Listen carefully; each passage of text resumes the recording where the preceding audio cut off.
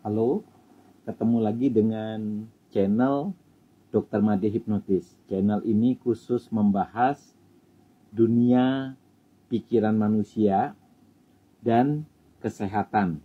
Bahkan di video ini kita menghubungkan antara pikiran manusia dengan kesehatan. Topiknya kali ini kita berbicara tentang sensasi daripada cemas atau anxiety. Gejala atau sensasi cemas antara satu orang atau satu individu dengan individu yang lain biasanya berbeda, tergantung parahnya rasa cemas yang diderita. Sensasi itu biasanya bisa berupa sakit di kepala, pusing, keliengan, kemudian sensasi di pencernaan dari kembung, sendawa, sakit ulu hati, dada terasa panas, rasa pahit di mulut dan di tenggorokan kita. Sensasi yang secara umum biasanya pasiennya mengalami rasa capek, rasa lelah yang berkepanjangan. Nafsu makannya secara umum, orang cemas itu biasanya turun. Apapun makanan yang dilihat biasanya terasa mual dan nafsu makannya benar-benar sudah turun sekali. Kesulitan tidur juga banyak diderita oleh teman-teman yang mengalami anxiety atau cemas. Nah, sebenarnya perasaan cemas itu adalah perasaan normal selama dia tidak menimbulkan gangguan fisik yang berarti atau mengganggu aktivitasnya sehari-hari. Cemas itu boleh kita katakan sebagai gangguan ketika dia sudah menimbulkan sensasi fisik atau mengganggu aktivitasnya sehari-hari. Jadi, cemas berlebihan itu apa, Dok? Apa bedanya dengan cemas? Nah, kalau cemas berlebihan itu adalah gangguan mental yang menyebabkan perasaan cemas dan takut yang susah dikendalikan. Biasanya kondisi itu tentu akan mengganggu aktivitas sehari-hari, membuat penderitanya menarik diri dari pergaulan sosial. Jadi, ketika kita mengalami sensasi cemas yang berupa gangguan fisik, entah itu asam lambung, vertigo, rasa lelah, tentu yang kita fokuskan pengobatannya adalah cemasnya. Nah, cemas itu sebenarnya adalah gangguan pikiran manusia. Lebih tepatnya terletak pada pikiran bawah sadar manusia.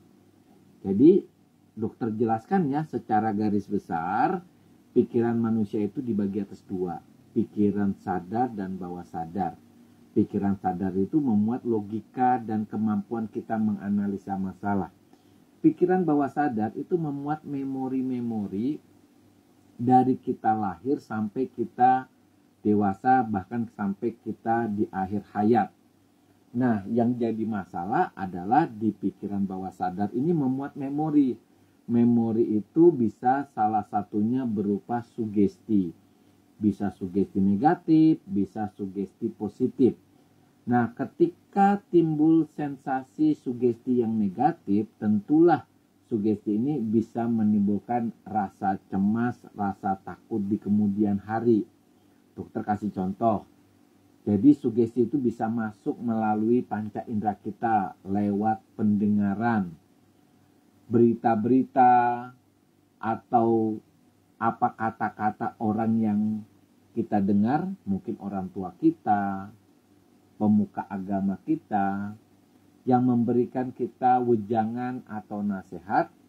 Nah, wejangan nasihat itu bisa tertanam di pikiran kita, lalu suatu hari itu bisa menimbulkan rasa cemas. Misalnya lah, orang tua kita memberikan nasihat, mulai nanti ya kalau misalnya mau makan buah atau makan makanan seperti bakso harus makan nasi dulu. Kalau tidak makan nasi nanti perutnya sakit. Atau nasihatnya harus sarapan ya, kalau tidak sarapan nanti perutnya sakit. Nah, ketika kita besar, Ketika kita lupa sarapan atau kita makan makanan yang pedas sebelum makan nasi, biasanya akan menimbulkan rasa cemas, jangan-jangan nanti perut saya sakit.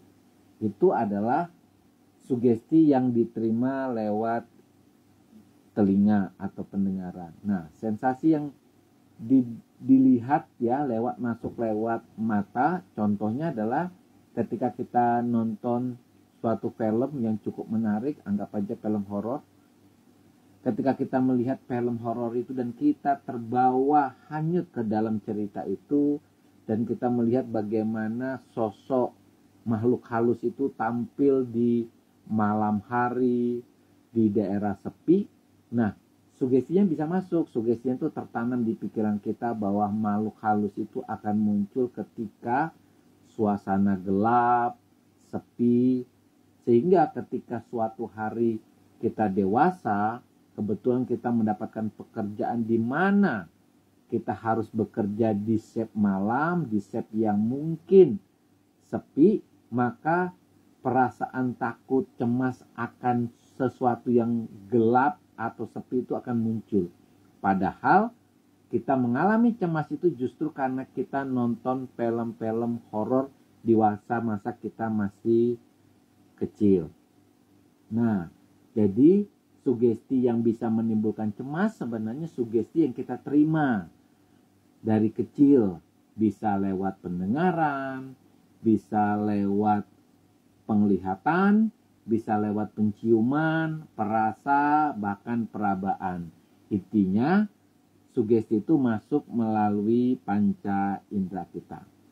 Nah, tentu teman-teman yang mengalami kondisi yang disebut dengan cemas berlebihan atau ada yang menyebutnya anxiety disorder, teman-teman harus fokus pada masalahnya ya, bukan akibatnya. Misalnya dengan cemas kita menderita vertigo, cemas kita menderita asam lambung. Sekali lagi fokus pada cemasnya.